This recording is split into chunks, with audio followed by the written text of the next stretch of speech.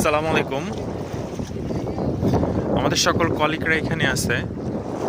আমরা আরব সাগরের পাড়ে দাঁড়িয়ে আছি। এর আগেও আমি এখানে আসছি। এটা খুব সুন্দর একটা ভিউ, খুব সুন্দর একটা স্মৃতি, একটা সোশ্যাল গেট টুগেদার। এখানে আসছি আমরা।